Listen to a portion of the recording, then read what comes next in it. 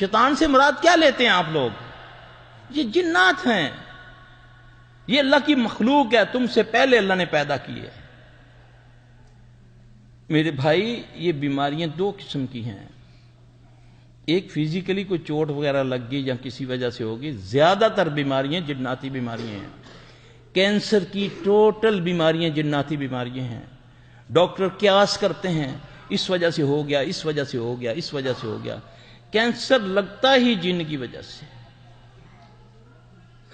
کیونکہ یہ جسم کے اندر جا سکتا ہے، اس کو اللہ نے قوت دی ہے، اس کا کوئی کمال نہیں ہے۔ یہ ذرہ بنتا ہے، یہ پہاڑ بن کے نظر آتا ہے، اللہ نے اس کو قوت دی، اس کی کوئی طاقت نہیں ہے۔ اب اس سے بچنے کا جو طریقہ رسول اللہ صلی اللہ علیہ وسلم نے فرمایا۔ اب ابو ہریرہ رضی اللہ تعالیٰ عنہ، ہم نے تو عموماً یہی سنا کہ ابو ہریرہ رضی اللہ تعالیٰ عنہ پہرا دے رہے تھے، مال ایک بندہ اٹھانے آیا تو انہوں نے اس کو پکڑ لیا۔ حالانکہ پورا واقعہ اس طرح ہے کہ حضرت ابو ہریرہ رضی اللہ تعالیٰ عنہ فطرانے کے مال کو، کھجوریں وغیرہ تھی، ان کا پہرا دے رہے تھے۔ وہ دیکھتے ہیں کہ مال دن بدن کم ہو رہا ہے، وہ فکر میں ہے کہ میں پہرا تو صحیح دے رہا ہوں۔ اب وہ جاتے ہیں اللہ کے نبی صلی اللہ علیہ وسلم سے عرض کرتے ہیں، یا رسول اللہ صلی اللہ علیہ وسلم میں تو صحیح انداز سے پہرا دے رہا ہوں مگر کم ہو رہا ہے مال۔ آپ صلی اللہ علیہ وسلم نے فرمایا تو یہ پڑھ، سبحان من سخر قال محمد صلی اللہ علیہ وآلہ وسلم۔ جب انہوں نے اس کو پڑھنا شروع کیا تو کیا دیکھتے ہیں کہ ایک بندہ چادر بچھا کے مال سمیٹ رہا ہے۔ اب تکلیف صحابی کو ہے، علاج کون بتا رہے؟ محمد صلی اللہ علیہ وسلم۔ پھر آگے وہی حدیث، وہ آیت الکرسی بتا گیا۔ ایک صحابی آتا ہے، عرض کرتا ہے یا رسول اللہ صلی اللہ علیہ وسلم کچھ دنوں سے آپ کے بارے میں، اللہ کے بارے میں، دین کے بارے میں بہت برے خیالات آ رہے ہیں۔ اب یہ سائل ہے اور معالج کون ہے؟ محمد صلی اللہ علیہ وسلم۔ آپ صلی اللہ علیہ وسلم نے فرمایا، جس کو آج بھی بہت سارے ہیں، بہت سارے لوگ ہیں جو بیچارے نمازیں چھوڑ دیتے ہیں، اس بیماری کی وجہ سے خودکشی کر لیتے ہیں کہ اللہ کے بارے میں میرے ذہن میں کیوں ایسے خیال آ رہے ہیں۔ رسول اللہ صلی اللہ علیہ وسلم نے اس کو علاج بتایا۔ کیا؟ آپ نے فرمایا تو کہ آمنت باللہ ورسولہ۔ پھر آگے سورہ حدید کی آیات پڑھیں، هو الاول والآخر والظاہر والباطن وهو بكل شیء علیم۔ اللہ نہ کرے کسی بہن بھائی کو یہ تکلیف ہے، یہ نسخہ محمد صلی اللہ علیہ وسلم ہے، یہ کسی پیر کا ٹوٹکا نہیں ہے، یہ صرف ہم نے نہ ڈھونڈا نہ ہمیں بتایا، در در کی ٹھوکریں کھا رہے ہیں، حق ہمارے پاس ہے۔ اب اللہ کے نبی اس کو، وہ بیمار ہے تو اس کو شفا، اللہ نے نبی صلی اللہ علیہ وسلم نے اس کو دعا بتائی، کیا پڑھ؟ آمنت باللہ ورسولہ هو الاول والآخر والظاہر والباطن وهو بكل شیء علیم۔ اس نے اس کو پڑھا، اللہ نے اس کو شفا دے دی۔ ایک صحابی کہتا ہے یا رسول اللہ صلی اللہ علیہ وسلم چند دنوں سے نماز میں بالکل خضوع ختم ہو گیا، ذرہ لذت نہیں رہی، یا رسول اللہ صلی اللہ علیہ وسلم بہت پریشان ہوں، میں دیکھتا ہوں ایک بندہ میرے ساتھ نماز پڑھتا ہے، سبحان اللہ کیا ہی کہنے اس کے۔ رسول اللہ صلی اللہ علیہ وسلم نے فرمایا تجھے بقرہ کی 2 آیتیں آخری آتی ہیں؟ عرض کی ہاں یا رسول اللہ صلی اللہ علیہ وسلم آتی ہیں۔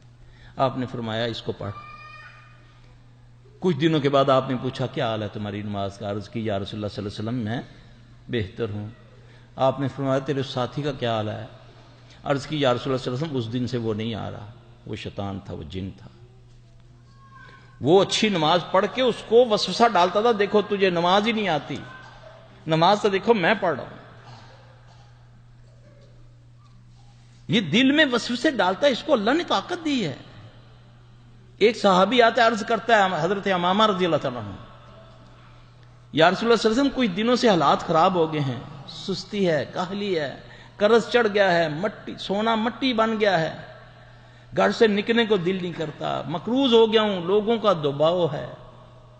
رسول اللہ صلی اللہ علیہ وسلم علاج بتا رہے ہیں۔ آپ نے فرمایا تجھے میں چند کلمے سکھاتا ہوں، اس کو پڑھ، اللہ تجھے خیر ڈال دے۔ اللہم انی اعوذ بک من الہم والحزن واعوذ بک من العجز والکسل واعوذ بک من البخل والجبن واعوذ بک من غلبۃ الدین وقہر الرجال۔ صحابی حضرت امامہ رضی اللہ عنہ فرماتے ہیں کہ جب میں نے اس کو پڑھنا شروع کیا، اللہ نے میرے معاملات درست کر دیا۔ یہ نسخے بتا رہا ہوں، یہ ایگزامپل پیش کر رہا ہوں کہ صحابہ کو تکلیف ہوتی تھی اللہ کے نبی کے پاس آتے صلی اللہ علیہ وسلم، اللہ کے نبی صلی اللہ علیہ وسلم ان کو اللہ کی طرف بھیجتے تھے، اپنے پیچھے نہیں لگاتے تھے۔ آج تو یہ ہے نا کہ سرکار پہلے بیعت لیتے ہیں پھر اس کے بعد لوٹتے ہیں، یہ کیرو بیعت نہیں ہے، ڈائریکٹ اللہ سے، اللہم ربنا۔ ایک صحابی آ کے عرض کرتا ہے یا رسول اللہ صلی اللہ علیہ وسلم مقروض ہوں، بہت ہی قرضہ چڑھ گیا ہے۔ یہ بلکہ یہاں جو تفسیر ہے اردو والی اس میں وہ واقعہ ہے، سورہ آل عمران کی آیت قول اللہم مالک الملک تؤتی الملک من تشاء۔ لوگ کہتے ہیں نا کہ یہ قرآن اس لیے نہیں آیا، آج کیوں بھرمار ہے ان کی، کیوں آستانوں پر ڈھیر چڑھ گیا لوگوں کا، اس میں اہل توحید کا دعویٰ کرنے والا بھی جا رہا ہے، اس کی وجہ کیا ہے؟ اس کو جب کوئی تکلیف ہوتی ہے تو پھر ہمارے جیسے اس کو ٹرکا دیتے ہیں، پھر وہ اپنی بیٹیاں بہنیں مائیں لے لے کر آستانوں میں جاتے ہیں، اللہ کی قسم ہندوؤں کے پاس علاج کراتے ہیں اہل حدیث جا کر، کیونکہ ہم نہیں ان کو بتاتے علاج موجود ہے قرآن و حدیث کے اندر، جو آتا ہے وہ پھر اپنی لوٹ ماری میں لگ جاتا ہے۔ میرے زیادہ تر شاگرد پیشہ ور بن چکے ہیں، آتے ہیں کام کرنے کے لیے، آتے ہیں چند دن بیٹھتے ہیں، اللہ کی قسم جا کر دکانیں کھول لیتے ہیں، صرف نام لا جائے کہ یہ سلفی کا شہر ہے، کوئی اللہ کا خوف نہیں ہے، اور عوام الناس تڑپ رہی ہے، لوگ ہاسپٹل بھرے پڑے ہیں، ڈاکٹر پاگل ہو گئے ہیں، کوئی بیماری کا پتہ نہیں چل رہا، علاج موجود، گھر میں موجود۔ اللہ رب کائنات کہہ رہا ہے وَنُنَزِّلُ مِنَ الْقُرْآنِ مَا هُوَ شِفَاءٌ وَرَحْمَةٌ لِلْمُؤْمِنِينَ، کہتے نہیں جی یہ وہ